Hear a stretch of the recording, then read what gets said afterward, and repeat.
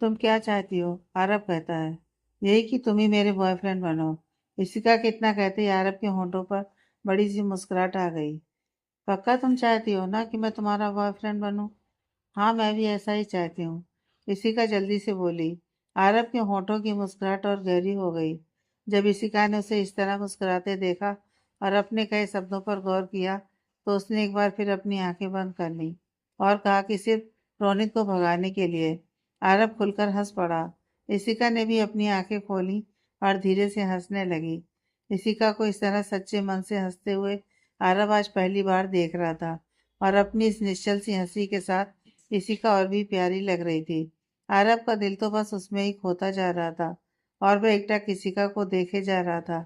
इधर रोनित गुस्से से दंदनाता हुआ कमरे से बाहर निकल गया और अपने कमरे में जाकर गुस्से से अपनी चीज इधर उधर फेंकने लगा। उसके कानों में अभी भी उसके कहे हुए शब्द गूंज रहे थे। This is my personal life और इसमें मैं क्या करती हूँ क्या नहीं, नन ऑफ योर बिजनेस। और फिर उसने आरब और इशिका को जिस हालत में देखा था, वह सारी बातें इसी तरफ इशारा करते थे कि उन दोनों के बीच कुछ तो है। रोनित अच्छी तरह से जानता था कि इशिका उसे बिल्कुल भी पसंद नहीं करती है और रोनित वह भी उसे पसंद तो नहीं करता, मगर टारगेट तो उसकी इशिका ही थी। जिद भी थी और ज़रूरत भी। रोनित इशिका को इस तरह नहीं छोड़ सकता था। इशिका को हासिल करना उसका मेन टारगेट था। उसे लाइफ में सेटल होना था, खुद का मुकाम चाहिए था, खुद की पहचान चाहिए थी और यह सब उसे इशिका से शादी करने के बाद ही मिल सकता था। और सबसे बड़ी बात यह कि वह सारी जिंदगी अपनी आंटी के आगे हाथ फैलाकर नहीं रह सकता था। अभी तक तो उसे लग रहा था कि वह प्यार से इशिका को मना देगा, मगर यहाँ आने के बाद से उसे इशिका खुद से दूर जाती दिख रही थी। आज जिस तरह से इशिका ने उससे बात की, तो उसे सब पता चलता है कि रोनित की क्या अहमियत है इशिका की नज़रों में। वह जीते जी तो कभी खुशी से उसके साथ शादी नहीं करेगी। उसे किसी तरह से मजबूर करना ही पड़ेगा। बस एक बार शादी हो जाए, उसके बाद तो। अभी रोनित अपने गुस्से से जूझ ही रहा था कि तभी उसका फ़ोन बज उठा। उसने इरिटेट होकर अपने फ़ोन पर नज़र डाला तो वहाँ आंटी कॉलिंग फ्लैश हो रहा था। इस समय अबाना खत्री का फ़ोन देखकर रोनित को चिढ़ मच गई। वह चाह कर भी उन्हें इग्नोर नहीं कर सकता था, इसलिए उसने अपनी आंखें बंद कर एक गहरी सांस ली और गुस्से को कंट्रोल कर फ़ोन को उठाया। Good morning aunty. तो तुम्हारी नींद खुल गई? मुझे लगा था कि तुम अभी भी सो रहे हो, क्योंकि तुम्हें तो किसी बात की चिंता है नहीं, इसलिए मैंने ही फोन करने का कष्ट किया। अवाना ने उधर से तंज कसते हुए कहा। तो रोनित का रोम रोम सुलग उठा। अगर उसे अवाना आंटी की जरूरत ना होती तो वह इस समय उसे अच्छा खासा जवाब देता, मगर फिलहाल दांत भींच कर रह गया। कब पहुंचे वहां पर? अवाना की आवाज आई तो रोनित अपने गुस्से से बाहर निकला। कल शाम को। अभी तक ये पता कर पाए या नहीं कि कौन इशिका की जिंदगी में घुसने की कोशिश कर रहा है? आरव। आरव है इस समय इशिका के साथ, रोनित ने जवाब दिया। कौन आरव? एक मिनट, कहीं तुम अनंत के दोस्त आरव की तो बात नहीं कर रहे हो? मैं उसी की बात कर रहा हूँ, रोनित बोला। कुछ दिन पहले से वह यहीं आकर रुका है। किस लिए? फिलहाल तो सुनने में आ रहा है कि वह अनंत के बिजनेस के सिलसिले में यहाँ आया है। अनंत अपना सारा कारोबार दिल्ली में सेटअप करना चाहता है। हाँ, अबाना कुछ सोचते हुए बोली। ध्यान रखना उन दोनों पर। मुझे कुछ भी गड़बड़ नहीं चाहिए। बस इतना याद रखना कि इशिका की शादी सिर्फ और सिर्फ तुम्हारे साथ होनी चाहिए, किसी और के साथ नहीं। वरना। आई नो आंटी, मैं इस बात को अच्छी तरह से जानता हूँ और आप निश्चिंत रहिए। ठीक है, इतना कहकर अवाना ने फोन काट दिया तो रोनित भी फोन को लेकर कुछ देर ऐसे ही खड़ा रहा और फिर अपने कपड़े लेकर बाथरूम में चला गया। रोनित का मूड तो कल रात से ही खराब था, मगर आज सुबह सुबह जो हुआ उसके साथ, उसके बाद तो वह इशिका और आरब दोनों से खार खाए बैठा था। ऊपर से अवाना आंटी की डांट, उसका पूरा का पूरा दिन ही बिगड़ गया था। वह इस समय डाइनिंग टेबल पर नाश्ते के लिए बैठा प्लेट में चम्मच घुमा रहा था, जब सीढ़ियों पर दो जोड़े कदमों की आहट सुनकर उसने सिर उठाया तो आरब और ऋषिका एक साथ मुस्कुराते हुए नीचे उतर रहे थे। और यह देखकर रोनित ने अपनी मुट्ठियां भींच ली और एकटक उन दोनों को देखने लगा, मगर उन दोनों ने उसे ऐसे इग्नोर किया जैसे वह वहां था ही नहीं। ऋषिका आकर अपनी चेयर पर बैठी तो उसकी बगल में ही आरब भी बैठ गया। जेनिफर ने दोनों को ब्रेकफास्ट सर्व किया। नाश्ते में पोहा देकर इशिका खुश हो गई। थैंक यू जेनिफर, तुम्हारे हाथ के बने पोहे का तो जवाब नहीं। तुम सचमुच में बहुत अच्छे पोहे बनाती हो। इतना कहकर इशिका खुशी से नाश्ता करने लगी। आरब और रोनित ने भी अपना अपना नाश्ता फिनिश किया। जब सभी नाश्ता करके उठे तो रोनित की नज़र इशिका के चेहरे पर पड़ी। तो उसने उसकी तरफ देखते हुए कहा, इशिका तुम्हारे चेहरे पर पोहा लगा हुआ है। इशिका अपने हाथ से पोंछती है, मगर उसे समझ में नहीं आता कि कहाँ लगा है। अभी रोनित उसे कुछ बोलता उससे पहले ही आरब उसके चेहरे पर से पोहा अलग करते हुए बोला, मेरे होते हुए तुम क्यों इतनी तकलीफ उठा रहे हो। आरब को इस तरह से इशिका के करीब देखकर रोनित एक बार फिर से जल उठा। इशिका और आरब जब ऑफिस जाने लगे तो रोनित भी उठा और बोला, इशिका मैं भी चल रहा हूँ ऑफिस। तुम वहां जाकर क्या करोगे। इशिका उसे आश्चर्य से देखते हुए बोली, तुम मेहमान हो हमारे घर के, यहीं पर आराम करो। वैसे भी ऑफिस में काम करने वालों की ज़रूरत होती है, इसलिए मैं और आरब ऑफिस जा रहे हैं। यह सुनकर रोनित गुस्से से अपनी मुट्ठियां भींच लेता है। मैं घर पर ही सारा दिन क्या करूँगा। ऑफिस रहूँगा तो मन लगा रहेगा, मगर हम वहाँ काम के लिए जा रहे हैं, मनोरंजन के लिए नहीं। इशिका ने तंज कसते हुए कहा, जो वहाँ तुम्हारा मन लगा रहेगा। हाँ तो मैं भी कुछ काम ही कर लूँगा, रोनित चिढ़कर बोला। एटलीस्ट वहाँ टाइम तो पास होगा। ठीक है, मुझे अभी आरब के साथ साइड पर जाना है, तो तुम दूसरी गाड़ी में चले जाना। इतना कहते हुए इशिका अरब की तरफ देखती है तो अरब भी रोनित को एक स्माइल पास करके वहां से चला जाता है। अपनी ऐसी बेइज्जती देखकर रोनित एक बार फिर चिढ़कर रह गया। यार इशिका, मुझे बेचारे रोनित पर तो दया आ रही है। अरब बाहर आकर गाड़ी में बैठते हुए इशिका से हंसकर बोला, कल से ही तुम उसकी बेइज्जती पर बेइज्जती किए जा रही हो। सच कहता हूँ, अगर उसकी जगह कोई दूसरा होता तो वह कभी तुम्हारी तरफ पलट कर भी नहीं देखता। इतना कहकर आरब ने गाड़ी आगे बढ़ा दी। हाँ मगर ये चिकना घड़ा है, इस पर से मेरी बेइज्जती उसी तरह फिसल जाती है जैसे घड़े पर से पानी। पता नहीं क्यों मेरा पीछा ही नहीं छोड़ता। हो सकता है वह तुम्हें सच में प्यार करता हो। हूँ, प्यार माई फूड, इसी का चिढ़कर बोली। मुझे तो लगता है कि उसे प्यार का पा भी पता नहीं होगा। मैं भी तुम्हारी तरह उसे अच्छा समझ लेती अगर मैं और अनन्या ने उसे अपनी आंखों से हर एक लड़की के साथ फ्लर्ट करते हुए नहीं देखा होता।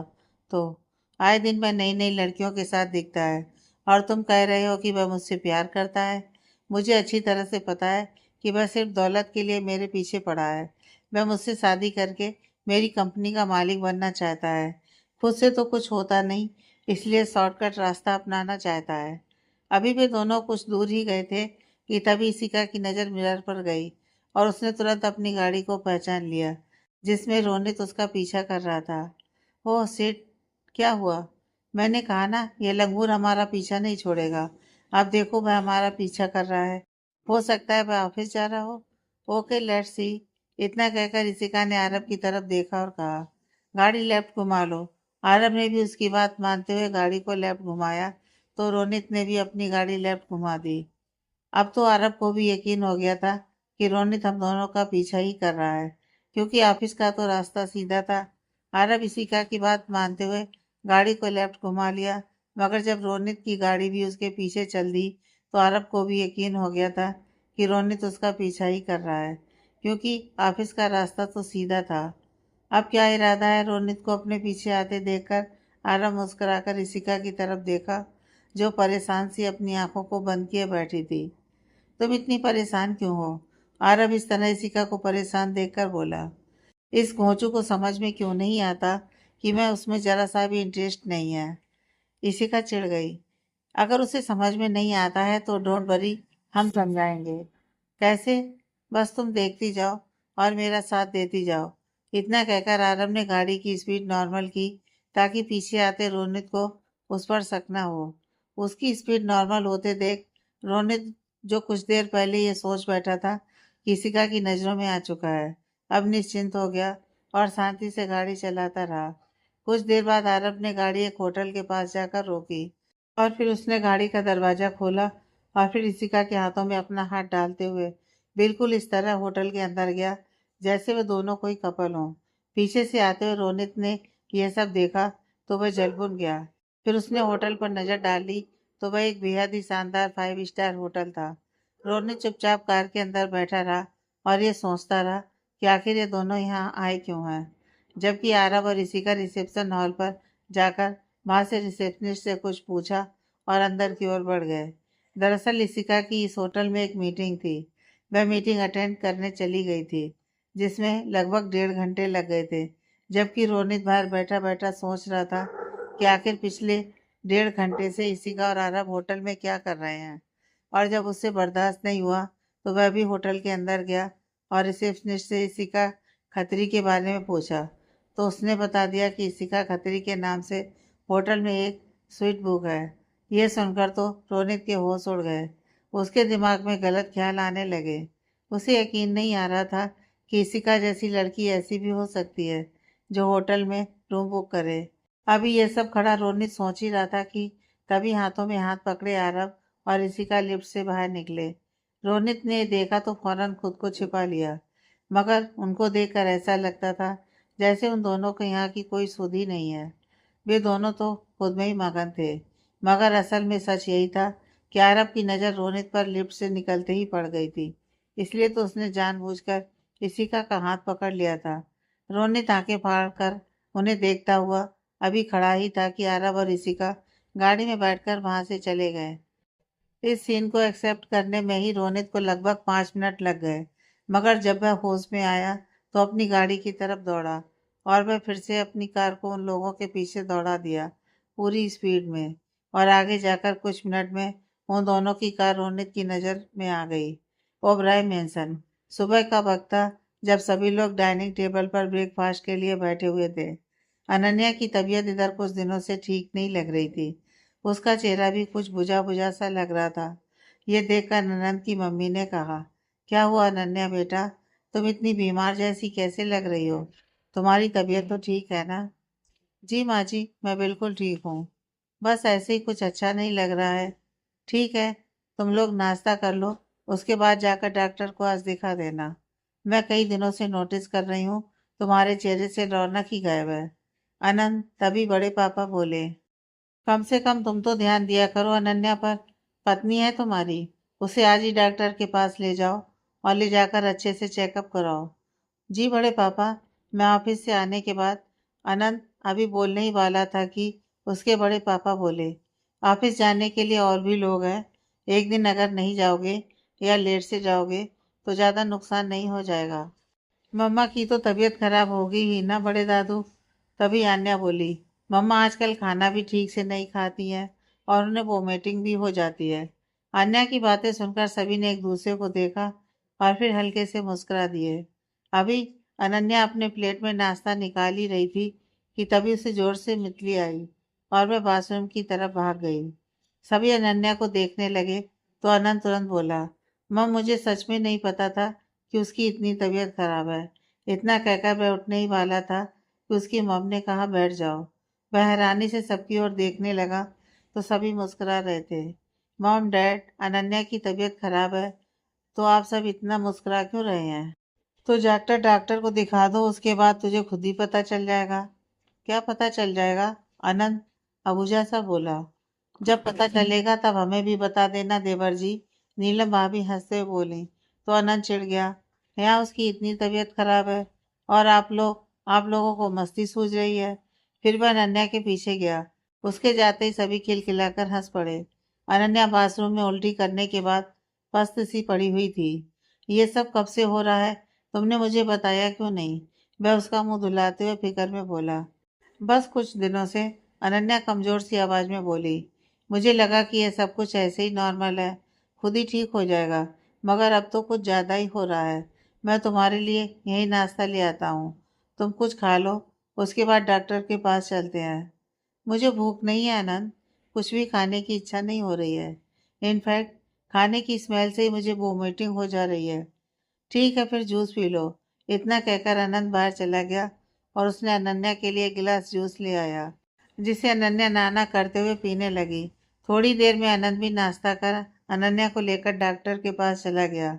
आनंद ने जब डॉक्टर को अनन्या की प्रॉब्लम बताए तो डॉक्टर भी मुस्कुराने लगी और यह देखकर अब तो आनंद सचमुच में चिढ़ गया। क्या आज कोई लाफ्टर डे है जो हर कोई हंसे जा रहा है? डॉक्टर, मैं आपसे अपनी वाइफ की प्रॉब्लम शेयर कर रहा हूँ, आपको कोई जोक नहीं सुना रहा हूँ। जो आप मुस्कुरा रही हैं। उसकी बात सुनकर डॉक्टर मुस्कुराते हुए अनन्या से उठने को बोली और फिर आनंद से बोली, मैं भी आपकी वाइफ का चेकअप करके बता रही हूँ कि प्रॉब्लम क्या है। डॉक्टर अनन्या को अंदर लेकर चली गई और जब तक अंदर चेकअप चल रहा था अनंत बाहर चक्कर काटता रहा। थोड़ी देर बाद जब अनन्या बाहर आई तो उसके चेहरे पर शर्म की लालिमा बिखरी हुई थी और डॉक्टर के चेहरे पर अभी भी मुस्कान। क्या हुआ डॉक्टर? अनन्या ठीक तो है ना? अनंत बेचैनी से बोला। ठीक तो है, मगर अब आपको उसका पहले से भी ज्यादा ध्यान रखना पड़ेगा मिस्टर ओबराय। क्या मतलब? मैं ठीक भी है और मुझे पहले से ज्यादा ध्यान भी रखना पड़ेगा? मतलब यह कि अब आप पापा बनने वाले हैं तो आपको अपनी वाइफ का पहले से ज्यादा ध्यान तो रखना ही पड़ेगा। ख्याल तो मैं रखूंगा ही, मगर अनन्या को तो और कोई प्रॉब्लम नहीं है ना? मुझे तो लगा कि अनंत अचानक बोलते बोलते रुक गया। क्या? क्या कहा आपने? मैं पापा बनने वाला हूँ? अनंत की आवाज में एक अलग ही एक्साइटमेंट थी। खुशी के मारे उसकी आवाज कांप रही थी। उसने तुरंत अनन्या की तरफ देखा और उसके कंधे को पकड़ा तो अनन्या के शर्म से झुके चेहरे को देखकर मैं खुशी में उसे गले लगा बैठा। Oh Ananya, I am so happy. तुम नहीं जानती तुमने आज मुझे कितनी बड़ी खुशी दी है। I love you so much. फिर वह डॉक्टर की तरफ मुड़ा और बोला, thank you so much doctor. इसमें मैंने कुछ नहीं किया है मिस्टर ओबराय। जो कुछ भी किया है आपने किया है। उसकी बातें सुनकर अनंत झेप गया। बाय द वे मैं कुछ मेडिसिन लिख दे रही हूँ।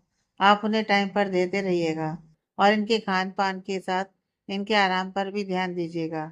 इस वक्त इन्हें एक्स्ट्रा केयर की ज़रूरत है। डोंट वरी डॉक्टर, मैं पूरा ख्याल रखूंगा।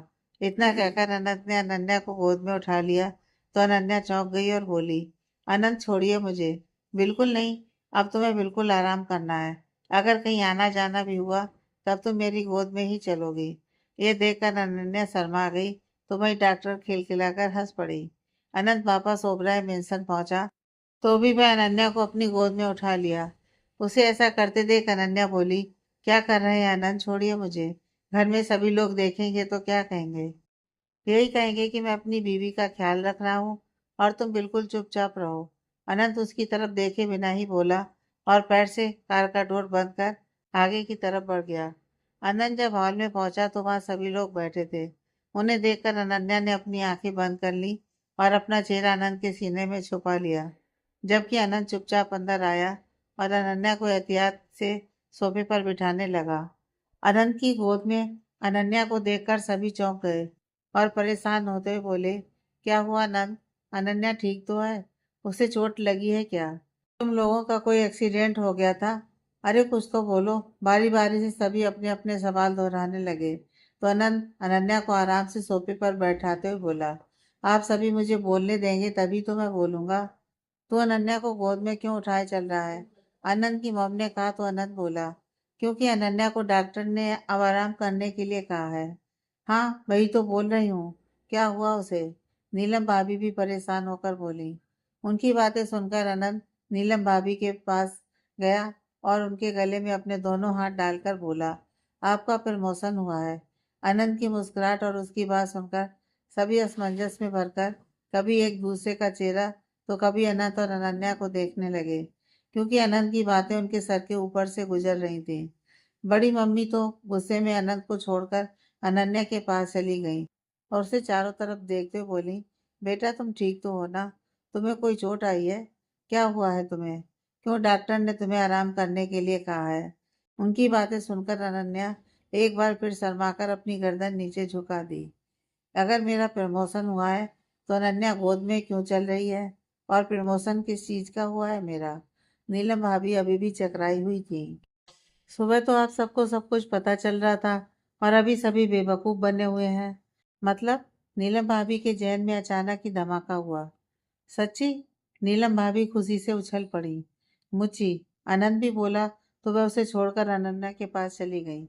लेकिन बाकी के लोग अभी भी बेवकूफों की तरह अनंत को देख रहे थे कि शायद वह उन्हें भी कुछ समझा सके। बड़ी मम्मी अभी भी अनन्या के चारों तरफ से देख रही थी कि कहीं उसे चोट तो नहीं लगी। तभी नीलम भाभी बोली, माँ अनन्या को इधर उधर देखने की जरूरत नहीं है। अनन्या बिल्कुल ठीक है। तो फिर इस तरह से गोद में इसलिए क्योंकि अब आप एक बार फिर से दादी बनने वाली हैं। इतना कहकर उसने खुशी से अनन्या को गले से लगा लिया।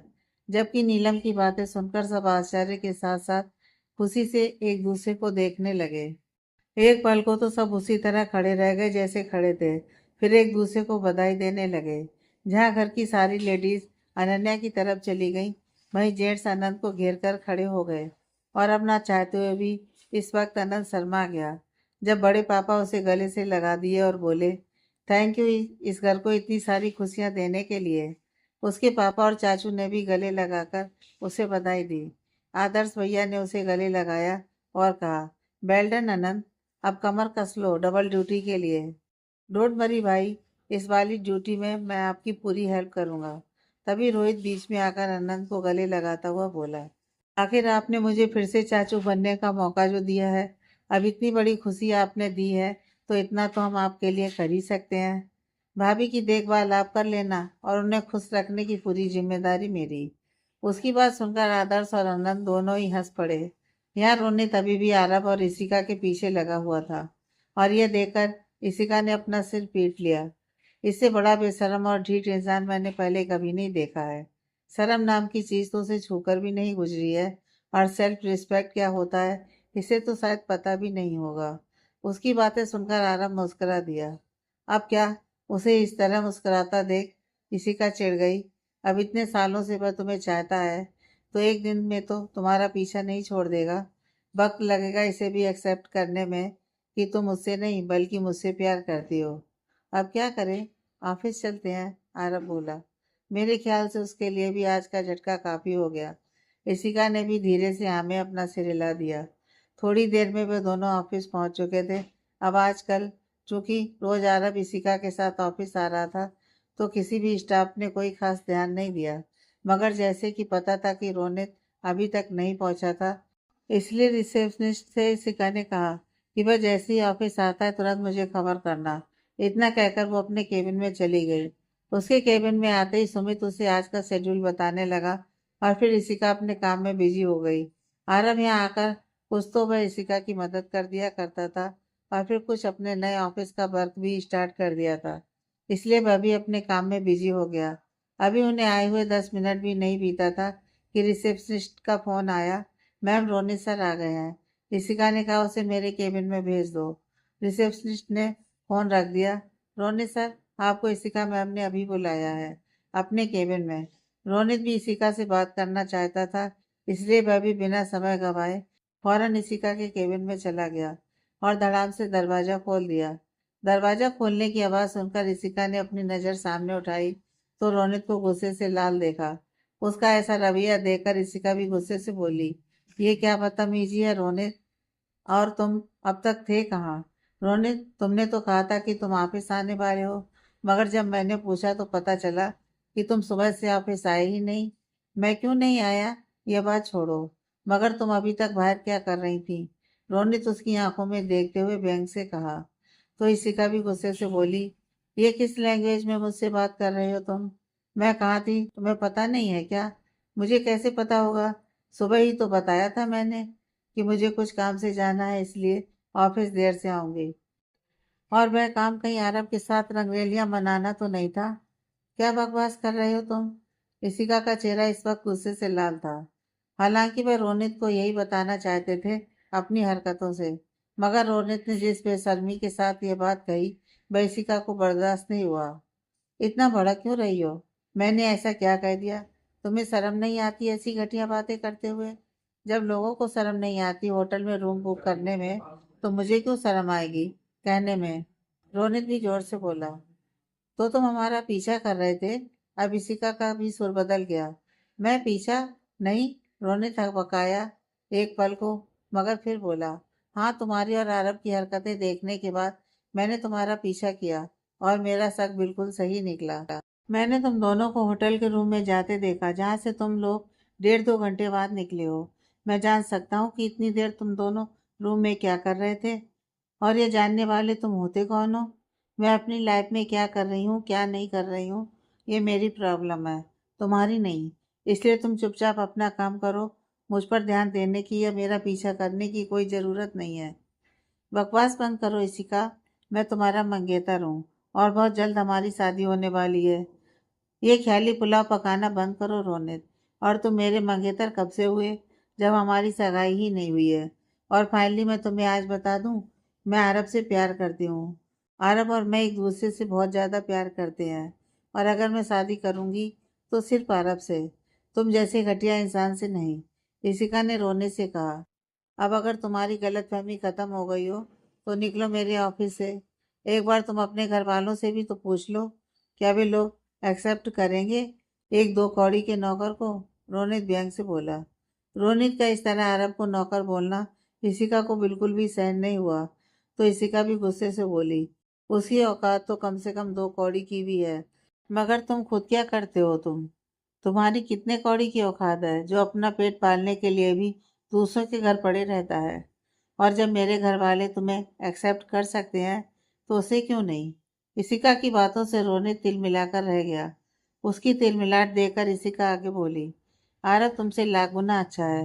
वह कम से कम मेहनत तो कर रहा है, अपनी सेल्फ रिस्पेक्ट है उसके पास। वह तुम्हारी तरह दूसरों के आश्रय पर नहीं जीता और ना ही किसी के सामने हाथ फैलाता है। और इतना तो कमा ही लेता है कि अगर मेरे पास कुछ भी ना रहे तो भी वह मेरे खर्चे उठा सकता है। मगर तुम वो इंसान हो जो खुद के पेट भरने के लिए दूसरों के सामने हाथ फैलाता है।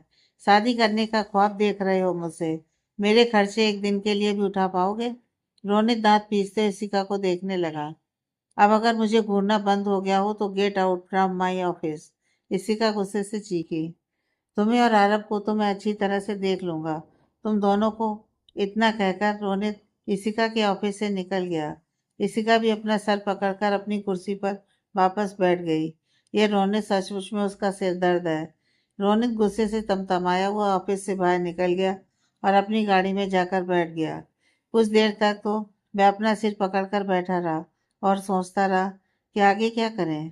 तभी उसके दिमाग में अपनी आंटी अवाना खत्री का नाम सूझा। उसने तुरंत उन्हें फोन लगा दिया। हाँ बोलो रोनित, किस लिए फोन किए हो। फोन उठाते ही अवाना खत्री ने उधर से कहा, इशिका ने मुझे आज फाइनली जवाब दे दिया कि वह मुझसे शादी नहीं करेगी, क्योंकि उसका और आरब का अफेयर चल रहा है। रोनित ने भी बिना लाग लपेट के अवाना को बता दिया। क्या बकवास कर रहे हो तुम, अवाना गुस्से और अविश्वास से चीखी। और ये सब कब से चल रहा है। मुझे नहीं पता, मगर मैं जब से यहाँ आया हूँ उन दोनों को साथ ही देख रहा हूँ। यहाँ तक कि मैं उन्हें होटल के, इसके आगे रोहित ने अपने होंठ भींच लिए। होटल के क्या रोनित, अबाना खत्री अधीर होते हुए बोली। मैंने आज उन दोनों को एक होटल के रूम में जाते हुए भी देखा, जहाँ वे लगभग 1.5 से 2 घंटे तक रहे थे। अब आप इतना तो समझती होंगी कि दो लोग जब एक होटल का रूम बुक करते हैं तो क्या होता है। रोनित गुस्से से बोला, और यह सब तुम मुझे सुना रहे हो। अबाना खत्री को भी गुस्सा आ गया। एक काम नहीं होता तुमसे ढंग का। मैंने कहा था ना कि उस लड़की को अपने प्यार के शीशे में उतारो, मगर नहीं, तुम्हें तो बस ऐसे ही करना रहता है। तुम्हारी इन्हीं हरकतों के कारण इसी का तुम्हारी जगह इस आरब को पसंद करने लगी। मैं क्या करूं, अब किसी के दिल पर तो मेरा बस नहीं चल सकता ना। मैं ये सब कुछ भी नहीं जानती रोनित। तुम बस इतना याद रखो कि इशिका की शादी तुमसे होनी चाहिए। और अगर ऐसा नहीं हुआ तो तुम अपना बोरिया बिस्तर सब समेट कर मेरे पास से हट जाना। क्योंकि अगर इशिका की शादी किसी और से हुई तो उसके बाद मैं तुम्हें फूटी कौड़ी नहीं देने वाली। मगर जब वह मुझे पसंद ही नहीं करती तो कैसे शादी होगी। ये तुम सोचो, कुछ भी करो, उन दोनों के बीच में गलतफहमी की दीवार खड़ी करो या आग लगा दो, मगर इशिका की शादी तुमसे और सिर्फ तुमसे होनी चाहिए। एक बात तो बताइए आंटी, आप चाहती क्यों हैं कि इशिका की शादी मुझसे हो जाए। रोने थोड़े शंका से बोला। आखिर शादी के बाद तो उसकी पूरी जायदाद आप मुझे देने वाली है, फिर आपको क्या फायदा होगा। ये सोचना तुम्हारा काम नहीं है, ये मेरा काम है। अमाना खत्री पहले तल्खी से फिर नरमी से बोली, तुम मेरे इकलौते भतीजे हो, तुम्हारे फायदे में ही मेरा फायदा है। तुम क्या चाहते हो, तुम किसी भी हरी गरी लड़की से शादी कर लोगे तो फिर सोचा है तुम्हारी पूरी जिंदगी कैसे कटेगी। अरे इसीलिए तो मैं इशिका की शादी तुमसे करवाना चाहती हूँ, ताकि तुम्हारी जिंदगी संवर जाए। और वैसे भी तुम मेरे लिए मेरे बेटे से कम थोड़ी हो, इसलिए अब फालतू की बात सोचना बंद करो और तुम सिर्फ उतना करो जितना तुमसे कहा गया है। इतना कहकर अबाना ने फोन रख दिया। इधर रोने उल्लू की तरह फोन को देखता रह गया। वह जब भी अबाना खत्री से कोई सवाल करता कभी डांट कर तो कभी प्यार से, मगर हमेशा अबाना खत्री रोनित की बोलती बंद कर देती थी। अनन्या इस वक्त अपने रूम में लेटी हुई थी। घर वालों ने उसे आराम करने के लिए कहा था। उन्होंने अपना फरमान साफ सुना दिया कि आज के बाद तुम सिर्फ आराम करोगी, तुम्हें कुछ भी करने की कोई ज़रूरत नहीं है। आनंद ने भी आज छुट्टी ले ली थी, इसलिए वह भी अनन्या के साथ रूम में ही था और उसकी बगल में लेटा हुआ एकटक उसे देख रहा था। अब इस तरह से मुझे कब तक देखने का इरादा है आपका आनंद? अनन्या चिढ़ती हुई बोली, क्योंकि पिछले आधे घंटे से लगातार मैं अनन्या को देखे जा रहा था। अनन्या के सवाल पर आनंद मुस्कुरा दिया और एक बार फिर उसके चेहरे को दोनों हाथों में लेकर उसके माथे पर किस करते हुए बोला, सारी उम्र। आनंद, अब इतने प्यारे चेहरे से नजर हटती ही नहीं, तो मैं क्या करूं? ऊपर से मैं इतनी बड़ी खुशी देने वाली को कैसे इग्नोर कर सकता हूँ? अनन्या उसे गुस्से से घूरने लगी, क्योंकि अब वो उसकी हरकतों से इरिटेट होने लगी थी। जानता हूँ ऐसे वक्त में मूड स्विंग होता है। अनंत उसे देखता हुआ बड़े प्यार से बोला, मगर तुम्हें पता है ना, गुस्से में तुम्हारा चेहरा और भी ज्यादा खूबसूरत हो जाता है। फिर वह उसके गालों पर हाथ फिराते हुए बोला, तुम्हारे खूबसूरत गाल गुस्से में बिल्कुल टमाटर की तरह लाल हो जाते हैं। तुम्हारी आंखें और भी बड़ी बड़ी हो जाती हैं और नाक वह भी बिल्कुल लाल हो जाती है। फिर उसके होठों के पास पहुंचकर प्यार से उस पर उंगली फिराता हुआ, ये होठ तुम्हारे इतने खूबसूरत हैं कि हर वक्त मुझे आमंत्रण देने लगते हैं। अनन्या का गुस्सा दूध के उबाल की तरह बैठ गया, जबकि इतना कहने के बाद अनंत की नज़र उसके होठों पर ही थम गई और वह धीरे धीरे अनन्या के होठों को अपने होठों की गिरफ्त में लेकर उनके साथ मनमानी करने लगा। अनन्या भी अपना गुस्सा भूलकर उसका साथ दे रही थी। तभी कमरे का दरवाजा खुला और आन्या दरवाजे पर खड़ी नजर आई, जो स्कूल से आ चुकी थी और अब दौड़ते हुए मम्मा कहकर अनन्या की तरफ दौड़ी। दोनों फौरन अलग हुए। इससे पहले कि आन्या अनन्या तक पहुंचती, अनंत ने उसे अपनी बाहों में उठा लिया। डैडी, आज आप ऑफिस नहीं गए? आन्या अनंत को घर में देखकर चौंक कर बोली। नहीं, क्यों? क्योंकि मम्मा की तबीयत खराब थी तो मुझे उन्हें डॉक्टर के पास ले जाना पड़ा। तबीयत नहीं खराब थी मम्मा की डैडी, छोटा बेबी आने वाला है, आन्या ने कहा तो अनंत और अनन्या दोनों चौंक कर पहले एक दूसरे को देखा, फिर मुस्कुरा दिए। अनंत आन्या की तरफ देखकर बोला, और आपको ये कैसे पता चला? नीचे दादी ने बताया, आन्या मासूमियत से बोली। उन्होंने कहा है कि अब जल्दी मुझे मेरा छोटा भाई मिलेगा। आप मुझे मेरा भाई देने वाली हो ना? हाँ बिल्कुल। डैडी, आप मुझे छोड़ो ना, मुझे मम्मा के पास जाना है। आन्या अनंत की गोद में कसमसाने लगी। एक शर्त पर, अनंत बोला, अगर आप मम्मा की गोद में नहीं चढ़ोगी और दौड़कर तो बिल्कुल नहीं। मगर क्यों? अगर आप इस तरह से गोद में चढ़ोगे तो फिर छोटा बेबी कहाँ रहेगा? अनंत ने उसे समझाना चाहा, मगर छोटा बेबी अभी तो आया ही नहीं है ना, वह है कहाँ? आओ दिखाता हूँ। इतना कहकर आन्या को अनंत अनन्या के पास लेकर गया और फिर उसके पेट पर हाथ रखकर बोला, यहाँ है छोटा बेबी, मम्मा के पेट के अंदर। आन्या भी अनन्या के पेट पर हाथ रखकर बोली, बेबी इतना छोटा सा है कि पेट के अंदर चला गया, मगर मुझे उसे देखना है डैडी। कुछ समय बाद हम सब उसे देखेंगे, अनंत आन्या के गालों पर किस करता हुआ बोला। तब तक आप मम्मा को परेशान नहीं करोगे और उसका ख्याल रखोगे ना? हाँ, बस आप मुझे जल्दी से छोटा बेबी दे देना मम्मा, उसके बाद मैं सिर्फ उसके साथ ही खेलूंगी, आपको बिल्कुल भी परेशान नहीं करूंगी। इतना कहकर आन्या ने अनन्या के गाल पर किस कर लिया।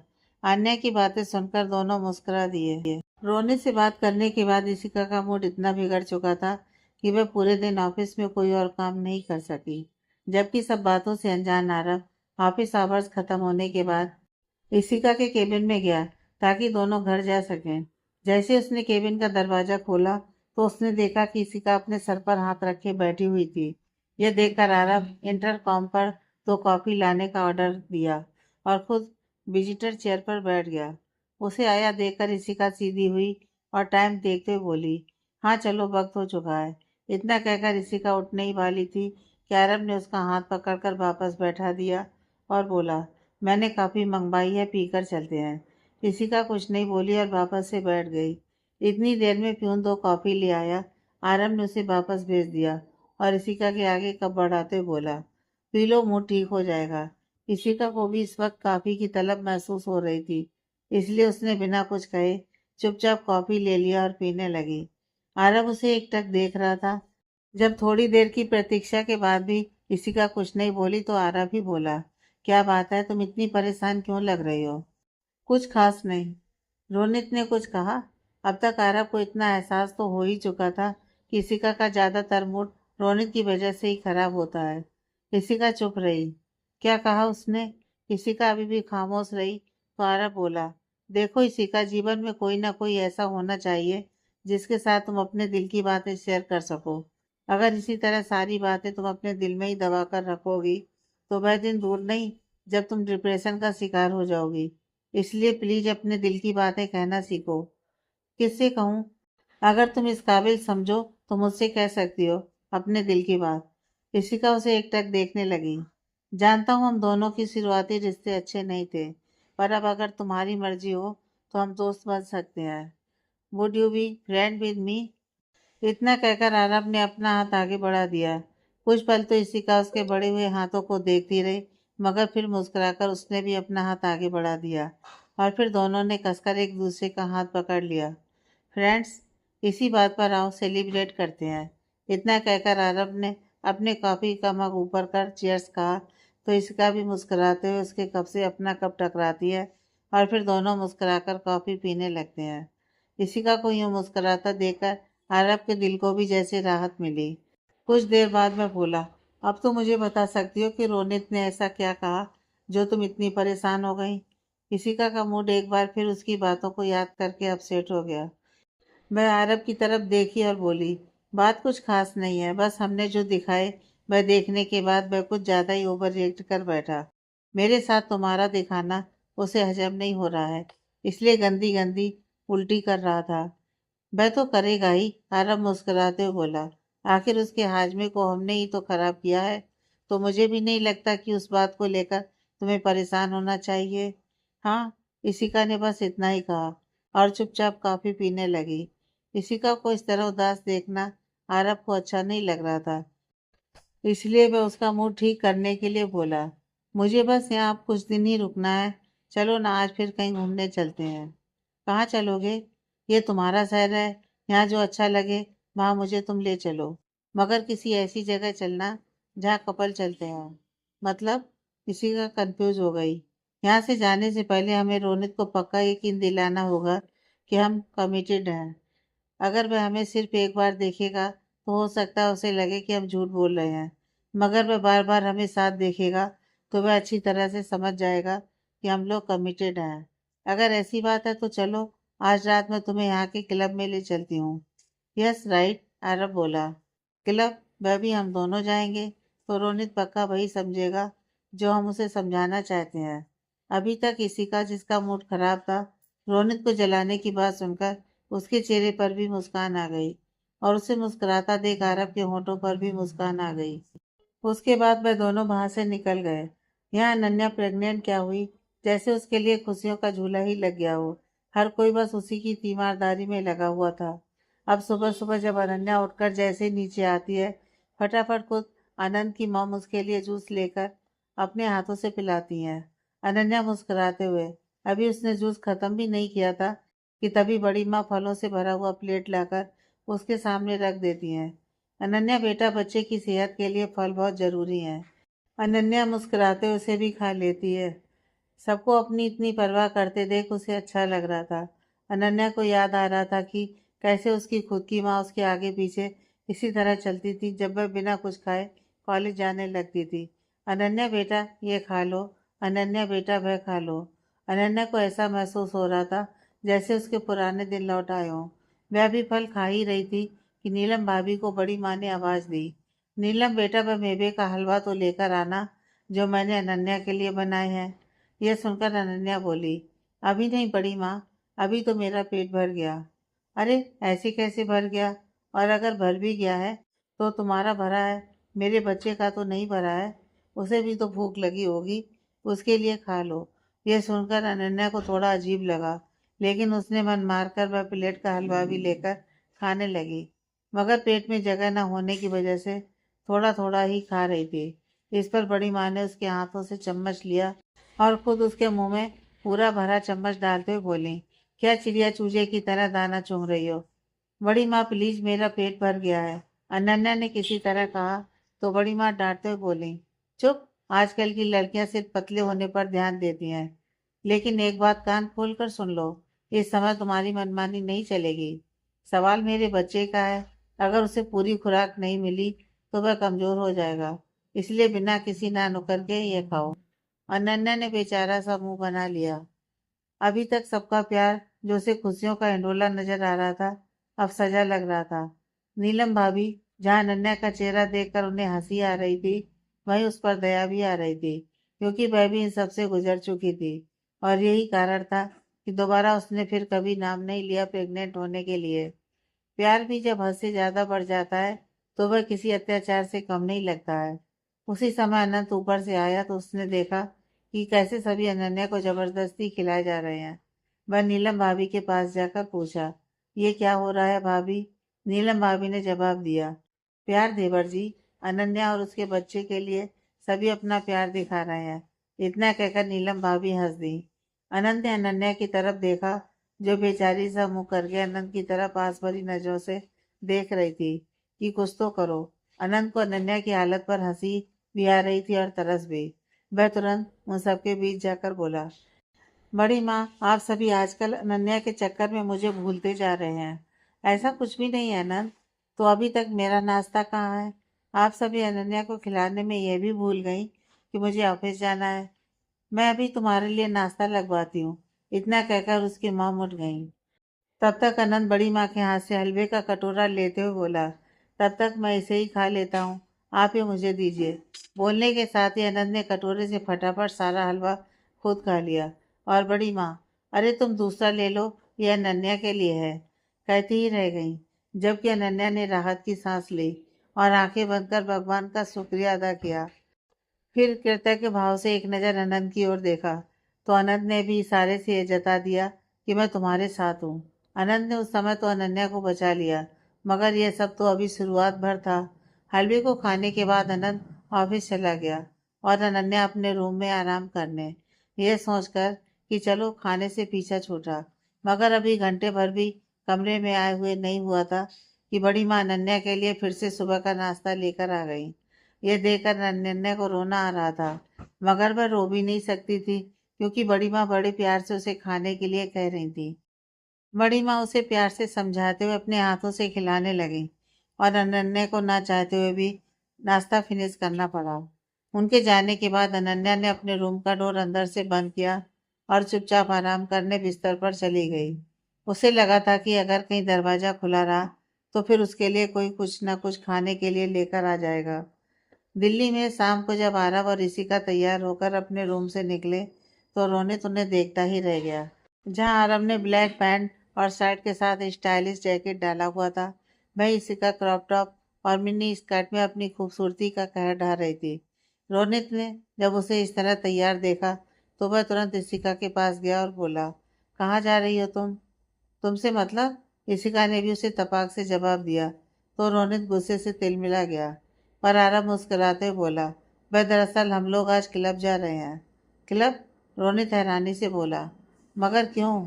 उसके सवाल पर आरव उसे इस तरह देखने लगा जैसे वह कोई बहुत बड़ा बेवकूफ हो। इस पर ऋषिका तुरंत बोली, ऐसे क्या देख रहे हो? अब जैसा है वैसा ही तो सवाल करेगा ना? ऋषिका की बातों पर आरव मुस्कुरा दिया और रोनित के कंधे पर हाथ रखता हुआ बोला, अब इस उम्र में क्लब जाकर जो किया जाता है हम भी वही करने जा रहे हैं। उसके बाद आरब ने अपने हाथों को मोड़कर इशिका की तरफ बढ़ाया तो इशिका ने भी उसके हाथों में अपना हाथ डालकर घर से बाहर निकल गई। जबकि रोनित उन्हें इस तरह जाता देखकर कुड़कर रह गया। आरब और इशिका शहर के मशहूर सनसाइन नाइट क्लब में पहुंचे, जो अपने नाम के अनुरूप ही बेहद चमक धमक वाला था। अंदर से आता शोर बता रहा था कि इस वक्त नाइट क्लब में कितनी भीड़ होगी। आरब और ऋषिका भी इस भीड़ का हिस्सा बन अंदर चले गए। अंदर पैर रखने तक को जगह नहीं थी। इतनी भीड़ थी कि लोग एक दूसरे से टकरा रहे थे, मगर फिर भी लोग खुद में मस्त तेज म्यूजिक के शोर पर सबके पांव थिरक रहे थे। ऋषिका आरब को अपने साथ लेकर क्लब से एक कोने की तरफ चली गई, जहां से बैठकर डांस कर रहे लोगों को वो देख रहे थे। कैसी लगी ये जगह? आरब एक नज़र पूरे क्लब में डालता हुआ बोला, नाइस, चलो डांस करते हैं। इशिका उठी और आरब का हाथ पकड़कर स्टेज की तरफ बढ़ती है, जहाँ पर सभी एक दूसरे से बेतकल्लुफ हो, किसी की परवाह किए बिना बेसुध होकर डांस कर रहे थे। आरब और इशिका भी मगन होकर मस्ती से डांस कर रहे थे। उन्हें डांस करता हुआ अभी कुछ मिनट ही गुजरा था कि रोनित वहां पहुंच गया और अपनी नजर चारों तरफ दौड़ाने लगा। आखिरकार उसकी नजरों ने आरब और इशिका को ढूंढ ही लिया। उन पर नजर पड़ते ही वह जाकर क्लब के कोने में बैठ गया। इस वक्त उसने जीन्स शर्ट के ऊपर जैकेट डाली हुई थी और सर पर टोपी थी। उसने अपनी टोपी को सर पर झुका लिया था, जिससे आरब और ऋषिका की नज़र अगर उस पर पड़ भी जाए तो वह उसे पहचान ना पाए। वह उन दोनों को डांस करते हुए देख रहा था। 10 मिनट के डांस के बाद दोनों वापस अपनी सीट पर आ बैठे। उन्हें इस तरह से एक दूसरे के साथ डांस करता और मुस्कुराता देख रोनित का दिल जल रहा था। भले ही उसने इशिका से कभी प्रेम ना किया हो, परंतु वह उस पर अपना अधिकार शुरू से ही समझता था, और आज इशिका को अरब के इतने करीब देखकर उसका तिल मिलाना तो लाजमी था। उसने एक वेटर को बुलाया और उसे 2000 का नोट दिया। ये किस लिए साहब? वह वेटर 2000 का नोट देखकर ताज्जुब से बोला। ये तुम्हारा इनाम होगा अगर तुम मेरा काम कर दो तो। बोलिए ना साहब, क्या करना है? वह वेटर खुश होता हुआ बोला। फिर रोनित ने अरब और इशिका की तरफ इशारा करके उस वेटर को एक पुड़िया दी और अरब की तरफ देखकर बोला कि इसे उस लड़के की ड्रिंक में मिलाना है। वेटर उसकी बात सुनकर मुस्कुरा दिया और बोला, हो जाएगा सर। उसके बाद वेटर वहां से चला गया। थोड़ी देर में वही वेटर अरब और इशिका के लिए ड्रिंक लेकर आया। वेटर ने इशिका और अरब दोनों को अलग अलग गिलास दिए ताकि गलती होने की कोई गुंजाइश न रहे, और हैव ए ड्रिंक सर बोलकर चला गया।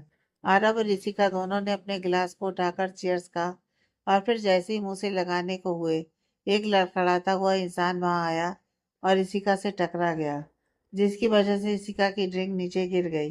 ये देखकर आरब अभी गुस्से से कुछ कहने ही वाला था कि वह आदमी सॉरी सॉरी कहकर वहां से चला गया। ऋषिका भी गुस्से में अभी कुछ सुनाने ही वाली थी कि आरब उसके गुस्से को देखते हुए बोला, रिलैक्स, अब ये जगह ऐसी है तो यहाँ ऐसे ही लोग मिलेंगे ना। ये लो, तुम मेरा ड्रिंक पियो, मैं वेटर से दूसरा मंगा लेता हूँ। इतना कहकर उसने वेटर को आवाज़ दी। गुस्से में इशिका ने एक ही सांस में पूरा ड्रिंक पी लिया। वेटर के आते ही आरब ने फिर से दोनों के लिए ड्रिंक लाने को कहा। वेटर चला गया। उसे लगा कि उन दोनों ने अपना ड्रिंक पी लिया है और कुछ ही देर में दोनों के लिए फिर से ड्रिंक रख कर चला गया। मगर इतनी देर में इशिका के ऊपर वह नशा चढ़ने लगा था। उसका सिर चकराने लगा और उसे बहुत ही लाइट फील होने लगा। उसने अरब का हाथ पकड़ा और बोली, चलो ना फिर से डांस करते हैं। अभी तो डांस करके आए हैं, अरब बोला। तो क्या क्लब का यह नया रूल है कि दोबारा डांस नहीं करना चाहिए? इशिका ने पूछा तो अरब मुस्कुरा दिया और बोला, नहीं, ऐसा कोई रूल तो नहीं है। तो फिर चलो हम डांस करते हैं। और फिर वह जबरदस्ती अरब का हाथ पकड़कर स्टेज की तरफ ले गई। वहाँ इशिका जिस तरह से डांस कर रही थी, अरब को शक होने लगा, क्योंकि वह डांस करते हुए कभी इससे टकरा रही थी तो कभी उससे टकरा रही थी। अगर अरब इशिका को पहले डांस करते हुए नहीं देखा होता तो जरूर इस समय यही सोचता कि इशिका को डांस करना नहीं आता है। मगर फिलहाल वह ऐसी बातें नहीं सोच सकता था। इशिका ने तो ज्यादा ड्रिंक भी नहीं की थी, फिर भी उस पर नशा हावी होने लगा था। कुछ सोचकर अरब इशिका को अपने साथ वहां से ले जाने लगा। मगर इशिका अभी और डांस करना है, अभी और डांस करना है की रट लगाए हुए थी।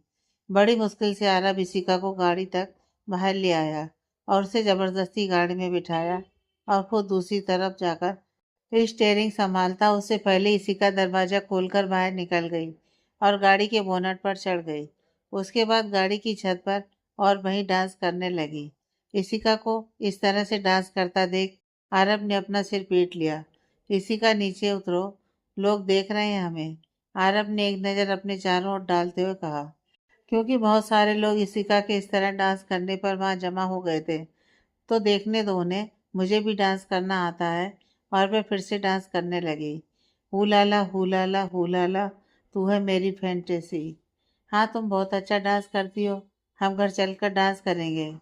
घर पर क्यों डांस करेंगे? क्या मुझे डांस करना नहीं आता जो अकेले में डांस करूं?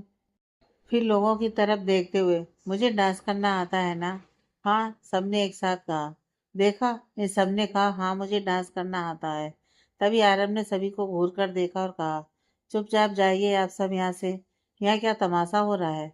अरे भाई, तमाशा करोगे तो लोग तो देखेंगे ही ना। एक आदमी ने कहा तो सभी हंस देते हैं। आरब समझ गया कि यहाँ सब बदतमीज इंसान है, इनसे लगने का कोई फायदा नहीं। इसलिए वह गाड़ी के ऊपर चढ़ा और इसिका का हाथ पकड़कर नीचे की ओर ले आते हुए बोला, गाड़ी पर तुम गिर जाओगी, चलो जमीन पर डांस करो। इसिका अपने आसपास देखती है तो आरब को कसकर पकड़ लेती है। अरे सच में मैं यहाँ गिर जाऊंगी, चलो नीचे चलते हैं। फिर पहले अरब नीचे उतरा और फिर इशिका से नीचे उतरने के लिए कहा, तो इशिका गाड़ी के ऊपर बैठ गई और उसने दोनों हाथ फैला दिए। अरब को यह सब अजीब सा लगा तो वह इशिका से बोला, तुम खुद ही नीचे उतरो। तो इशिका ने मुंह बनाकर कहा, नहीं मैं गिर जाऊंगी, और अगर मैं गिर जाऊंगी तो मुझे चोट लग जाएगी, और चोट लग जाएगी तो फिर खून बहने लगेगा, और खून बहने लगेगा तो फिर मुझे डॉक्टर के पास जाना पड़ेगा, और अगर मैं डॉक्टर के पास गई तो वह मुझे लंबी सी सुई दे देंगे, और मुझे सुई से डर लगता है, इसलिए मैं खुद से नहीं आऊंगी। इशिका ने इस तरह कहा तो आरब की हंसी निकल गई। वहां खड़े सभी लोग भी हंसने लगे, जबकि कुछ दूरी पर खड़ा रोनित ये सब देखा तो उसे बेटर के ऊपर बहुत गुस्सा आया। उसने तो सोचा था कि वह आरब को नशा करा देगा तो वह जरूर कुछ गलत हरकत करेगा और फिर इशिका उसे छोड़ देगी, मगर यहाँ तो उसका दांव उसी पर उल्टा पड़ गया। मुझे डॉक्टर की सुई से बहुत डर लगता है, प्लीज मुझे उतार दो ना।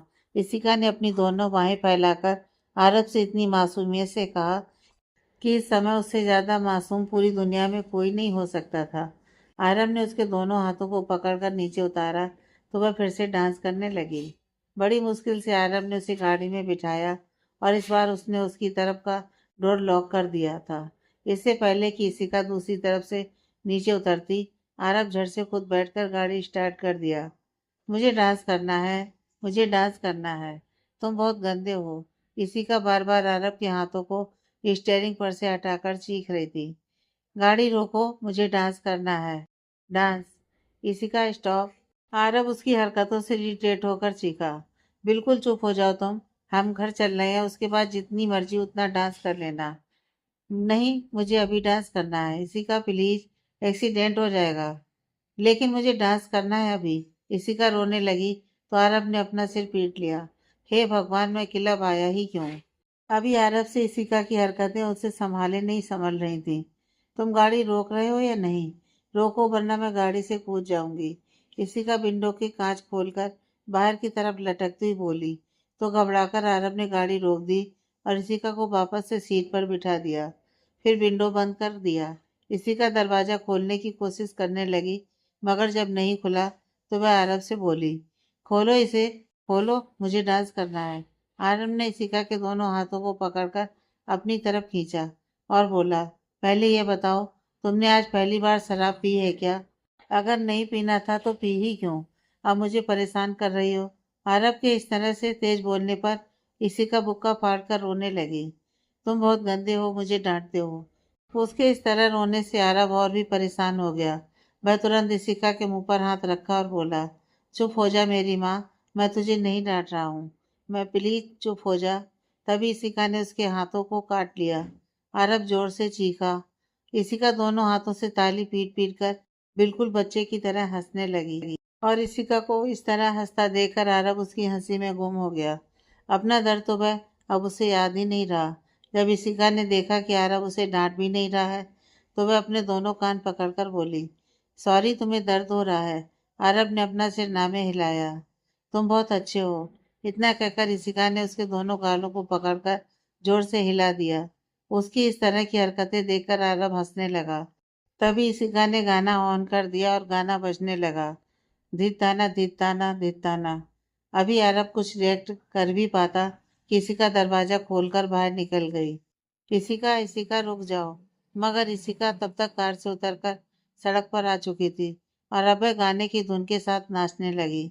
इशिका ने अरब को भी अपने पास खींचा और उसे भी डांस करने के लिए कहने लगी, मगर अरब फिर से एक साइड हो गया और उसे डांस करते हुए देखने लगा। इस समय इशिका उसे बिल्कुल ऐश्वर्या राय की तरह खूबसूरत नजर आ रही थी। वह भी गाने के बोल में पहुंच गया, जहां इशिका को ऐश्वर्या राय और खुद को संजय कपूर इमेजिन करने लगा। दिल ये बेचैन बे, रास्ते पर नैन बे, जिंदड़ी बेहाल है, सुर है न ताल है। आजा समरिया आ। ताल से ताल मिला। अभी सिक्का डांस कर ही रही थी कि सामने से एक गाड़ी गुजरी। वह इतनी तेज रफ्तार में गया कि वहां पड़े हुए गड्ढे का पानी पूरी तरह इसिका को भिगो दिया। मगर इसिका ने उसे शराब के नशे में बारिश का पानी समझ लिया। सावन ने तो आज मुझको भिगो दिया, हाय मेरी लाज ने तो मुझको डुबो दिया। आरब ने जब यह सीन और गाने के बोल सुने तो वह मुंह दबाकर हंस पड़ा और इसिका को देखता रहा। फिर किसी तरह मुश्किल से इसिका को घर लेकर आया और उसे सुला दिया। सुबह का समय जब इसिका की आंख खुलती है तो उसका सिर दर्द से फटा जा रहा था। उसके हाथ खुद उसके सर पर चले गए। मेरा सर इतना दर्द क्यों कर रहा है, इसिका खुद से बड़बड़ाई। और फिर वह जेनिफर को आवाज देने ही वाली थी, जेनिफर। तभी उसके सामने एक हाथ आया। उसने सामने देखा तो अरब हाथ में एक गिलास लिए उसके पास खड़ा था। पानी है इसमें, तुम्हारा हैंगओवर उतर जाएगा। इसी का अरब को घूर कर देखने लगी। इतना क्या घूर रही हो? जब तुम्हें एक पैक में ही इतनी चढ़ जाती है तो जरूरत क्या थी पीने की? सॉफ्ट ड्रिंक मंगा लेते खुद के लिए। What do you mean? Hindi समझ में नहीं आती क्या? साफ साफ कहो जो कहना चाहते हो। इसी का उसके हाथ से गिलास लेते हुए बोली। एक तो पता नहीं क्यों इतना सर दर्द कर रहा है। तुम्हें कुछ याद भी है? कल क्या किया था तुमने? क्या किया था? इसी का अभी भी नॉर्मल से पूछ रही थी और उसके इस नॉर्मल बिहेवियर पर अरब को आश्चर्य हो रहा था। तो तुम्हें कुछ भी याद नहीं कि तुमने कल क्या किया था? अरे बोलोगे भी या यूं ही पहेलियां बुझाते रहोगे? इसी का भी इरिटेट होकर बोली। कल तुमने शराब पीकर सारी रात सड़कों पर हंगामा किया था। क्या? इसी का को इतना जोर का झटका लगा कि गिलास उसके हाथ से छूट गया। मगर अरब ने उसे तुरंत पकड़ लिया। वही तो कह रहा हूँ कब से। अगर तुम्हें शराब चढ़ जाती थी तो तुम मना कर सकती थी। मैंने कोई पहली बार नहीं पी थी। इसी का अरब की तरफ देखकर आश्चर्य से बोली। अरे मैं एक बिजनेस वूमन हूँ। अक्सर पार्टियों में आना जाना लगा रहता है तो कभी कभार एक दो पैग हो जाता है। मगर मुझे शराब इतनी चढ़ती नहीं है कभी। तो फिर कल कैसे तुम्हें इतना नशा हो गया था? अब अरब को भी आश्चर्य हो रहा था। पहले यह बताओ कल रात क्या हुआ था? क्या किया था मैंने? अब इसिका को दूसरा डर ही सताने लगा था। आरब ने इसिका के चेहरे पर उड़ रही हवाइयों को देखा तो उसे भी शरारत सूझी। उसने कहा ज्यादा कुछ नहीं, बस तुम्हें शराब चढ़ गई थी और तुमने सड़कों पर डांस किया आधी रात तक। उसके बाद? आरब ने जानबूझकर बाकी अधूरा छोड़ दिया। उसके बाद? आरब को आगे न बोलता देख इसिका अधीरता से बोली। आरब की चुप्पी देखकर इसिका की सांस रुक गई। उसने धड़कते दिल के साथ डूबती आवाज में कहा। उसके बाद? आरब बिल्कुल इसिका के करीब आया और उसने कहा, उसके बाद तुम लगभग गिरने ही लगी थी जब मैंने तुम्हें अपनी बाहों में उठा लिया। इसिका ने उसे घूर कर देखा। इस तरह घूर कर क्या देख रही हो? सारी गलती की मैंने, तुम्हें वहीं छोड़ देना चाहिए था ना। अरब फुल एटीट्यूड से बोला। तो इसिका उसे फिर से घूरती हुई बोली। फिर? फिर क्या मैंने तुम्हें गाड़ी में बिठाया मगर तुम ठीक से एक जगह बैठने का नाम ही नहीं ले रही थी, इसलिए मुझे तुम्हारे साथ जबरदस्ती करनी पड़ी थी। जबरदस्ती? गाड़ी में बिठाने के लिए यार, ताकि तुम्हारा सीट बेल्ट बांध सकूं। इसिका ने अपना मुंह बना लिया। तुमने मुझे बहुत परेशान किया, आरब बोला। एक तो घर नहीं आ रही थी जल्दी, और फिर जब घर आई और मैं तुम्हें बेडरूम में ले आया तो फिर तुम मुझे इस बेडरूम से जाने नहीं दे रही थी। आरब ने ऐसे बोला जैसे बोलते हुए उसकी सांसें अटक रही थीं। क्या क्या बकवास कर रहे हो? मैं भला तुम्हें क्यों रोकूंगी? और मैं ही कौन सा तुम्हारे साथ रुकना चाहता था? लेकिन तुम एक तो नशे में थी, मेरी बात को सुन नहीं रही थी, ऊपर से जबरदस्ती मेरा हाथ इस तरह पकड़ा हुआ था कि मैं छुड़ा भी नहीं पाया। तो इसका मतलब यही कि हम दोनों पूरी रात इस कमरे में एक ही बिस्तर पर। Shut up! इसी का जोर से चीखी। ये नहीं हो सकता। तुम ऐसा कैसे कर सकते हो? मैं गुस्से के मारे हाँफ रही थी। मगर मैंने किया ही क्या? अरब के चेहरे पर इस वक्त जहां भर की मासूमियत थी। जो कुछ भी किया तुमने किया। तुमने मेरा हाथ पकड़ा। तुम जबरदस्ती मुझे रात भर रोके हुए थी। मैंने तो अपना हाथ छुड़ाना चाहा, मगर तुम मुझे जबरदस्ती यहीं पर रोक रखी थी। और तुम इतने कमजोर हो कि मेरे जबरदस्ती रोकने से रुक गए। इसका बिल्कुल एग्रेसिव होकर उसके कॉलर को पकड़ बोली। सच सच बताओ तुमने क्या किया मेरे साथ? इसिका का चेहरा देखकर आरब अपनी हंसी को बहुत मुश्किल से कंट्रोल करता रहा था। तभी इसिका ने एक जोर का घूंसा उसके मुंह पर मारा। आरब वहीं बेड पर गिर गया, मगर साथ ही उसकी हंसी भी निकल गई और वह बहुत जोर से हंस पड़ा। और उसे इस तरह से हंसते हुए देखकर इशिका का सर घूम गया। इसका मतलब कि आरब अभी तक उसके साथ मजाक कर रहा था। बस फिर क्या था, वह जल्दी से बिस्तर से उठी और आरब के कॉलर को एक बार फिर से पकड़ ली और गुस्से में बोली, तुम्हें बहुत मजा आ रहा है ना मुझे परेशान करने में? तुम एक बार अपना चेहरा तो देख लो। अरब हंसते हुए बोल रहा था, तुम्हारे चेहरे के उड़े हुए रंग देखकर मेरी तो हंसी ही नहीं रुक रही है।